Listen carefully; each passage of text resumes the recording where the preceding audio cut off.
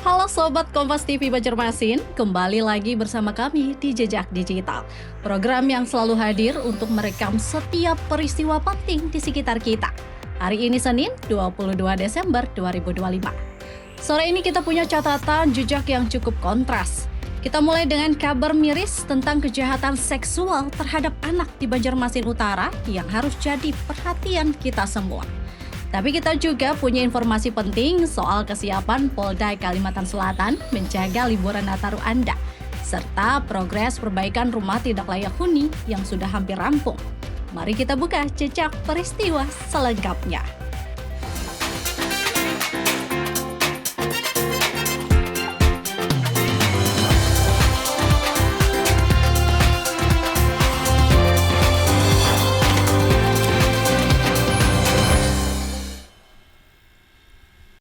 Kabar miris kembali datang dari Banjarmasin Utara.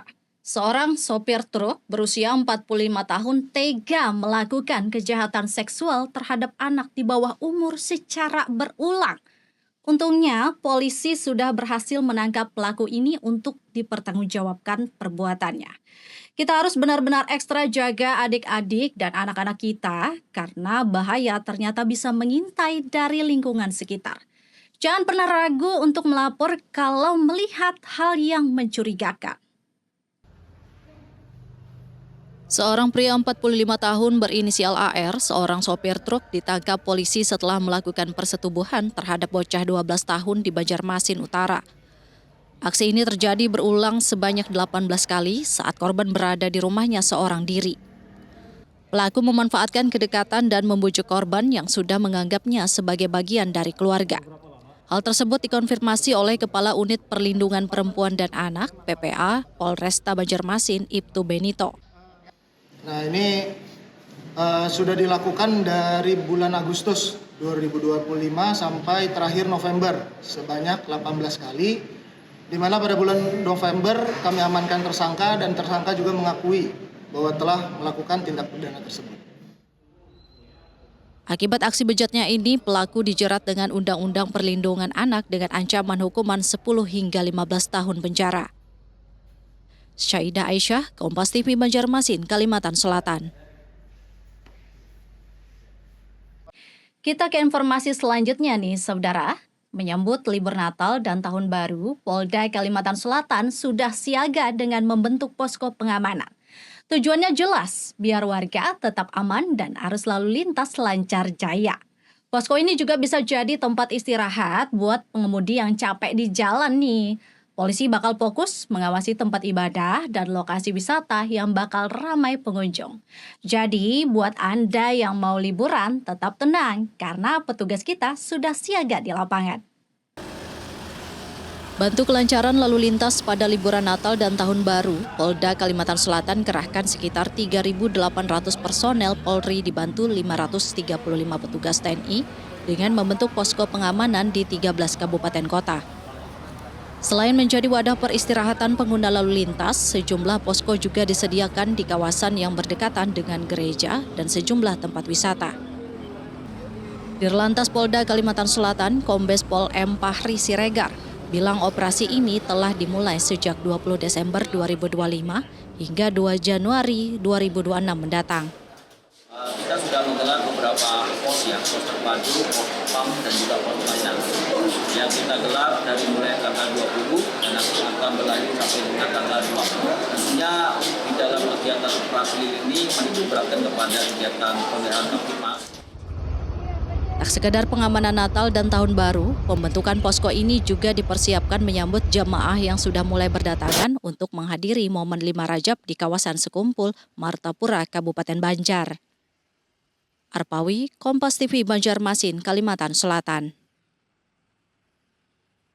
Kabar bahagia buat warga penerima manfaat Rutilahu di Banjarmasin. Dinas Sosial lagi intens pantau perbaikan rumah tidak layak huni yang ternyata progresnya sudah mencapai 90%. Tinggal sedikit lagi nih, rumah-rumah ini bakal siap jadi tempat tinggal yang jauh lebih nyaman dari sebelumnya. Dinas Sosial Kota Banjarmasin melakukan pemantauan langsung terhadap sejumlah rumah warga yang masih dalam tahap akhir perbaikan. Satu di antaranya rumah yang dipantau adalah milik Rosdiana, warga Kampung Baru, Kecamatan Banjarmasin Tengah, yang pengerjaannya sudah mencapai 90%. Sebelum direhabilitasi, kondisi rumah Rosdiana sangat memprihatinkan, dengan kayu yang lapuk, dinding berlubang, dan sering terjadi rembesan air saat hujan turun. Bantuan ini menjadi harapan baru bagi Rosdiana yang tinggal seorang diri. Karena membaiki kada ada duitnya, kebetulan ada RT sebelah nang tahu pian yang hendak dibantu masyarakat, tolong pian ajukan sertifikat kalau ada. Program rehabilitasi Ruti Lahu ini merupakan bagian dari APBD Perubahan 2025. Total tahun ini terdata sebanyak 29 rumah tidak layak huni yang diperbaiki. Kepala Bidang Perlindungan, Jaminan Sosial dan Penanganan Kemiskinan Dinas Sosial Banjarmasin, Risma Trisakti, menyebut sebagian besar pekerjaan telah selesai meski sempat terkendala cuaca. Kalau untuk yang anggaran APBD udah selesai semua, yang APBDP karena memang pencairan di bulan November ini semua mungkin sekitar 90%. Sebagai evaluasi, Dinas Sosial berencana memajukan pelaksanaan program Ruti Lahu ke awal tahun untuk menghindari kendala cuaca ekstrim di akhir tahun. Pada 2026 mendatang, Dinas Sosial menargetkan perbaikan 125 rumah dengan total anggaran sekitar 4 miliar rupiah.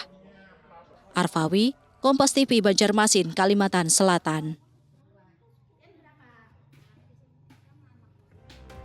Itulah 3 rekaman jejak digital kita untuk sore hari ini. Mulai dari kewaspadaan kita terhadap kejahatan anak, kesiapan keamanan jelang akhir tahun, hingga upaya pemerintah memperbaiki hunian warga. Tetap jaga kesehatan keluarga dimanapun berada. Dan mari kita sambut libur akhir tahun dengan semangat positif dan tetap waspada. Terima kasih sudah menonton Jejak Digital. Sampai jumpa di penelusuran selanjutnya.